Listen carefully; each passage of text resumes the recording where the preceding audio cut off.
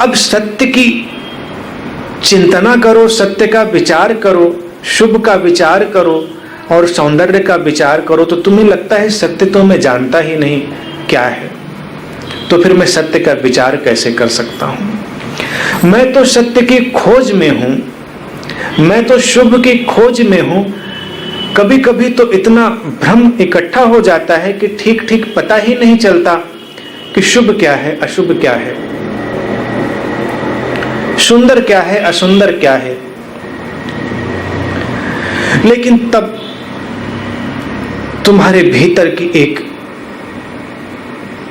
रहस्यमय प्रक्रिया तुम्हें अनुभव में आती है, वही तुम्हारी इनर एल्केमी है, द एल्केमी ऑफ ट्रांसफॉर्मेशन। सत्य की ओर विचार करने का भाव भी तुम्हें सत्य के निकट खींचता चला जाता है। शुभ की ओर विचार करने का, शुभ में जीने का भाव भी तुम्हें शुभ की ओर खींचता है, भले ही तुम अभी इस क्षण में न जानते हो कि शुभ क्या है। तुम उस ओर खींच लिए जाते हो। तुम असत्य का विचार करना प्रारंभ करते हो, तुम असत्य की ओर खींच लिए जाते हो।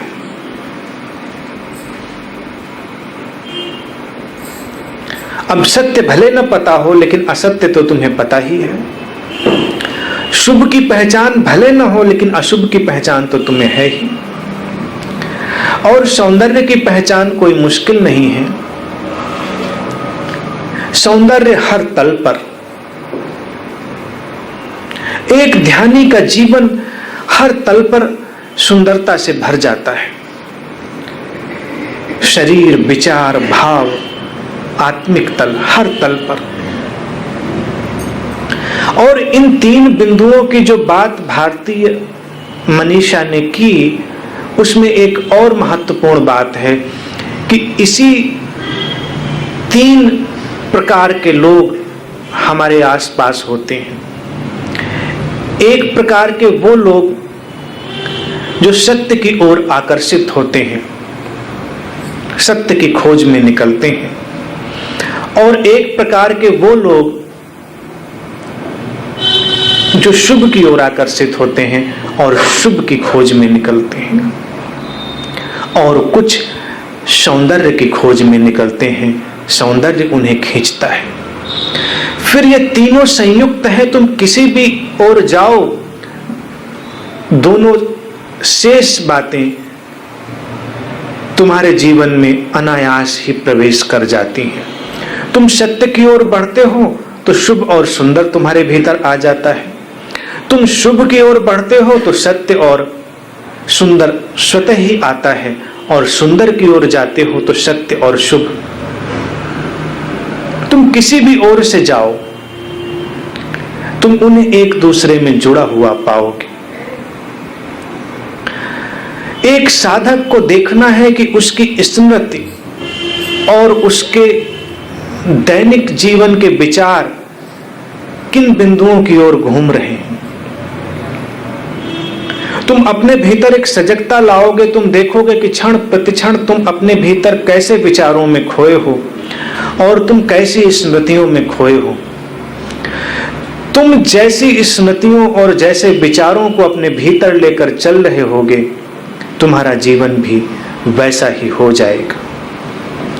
वो विचारों की तरंग तुमसे बाहर प्रक्षेपित होगी, ऊर्जा ग्रहण करेगी और तुम्हारे जीवन को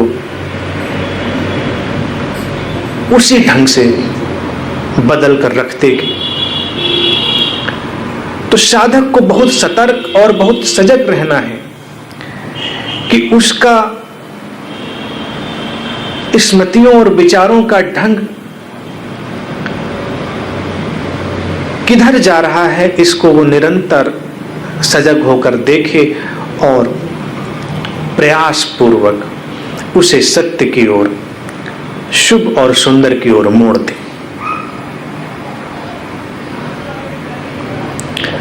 तुम्हें कई बार कुछ समझ में ना आए तो बस इतना भाव रखो कि तुम केवल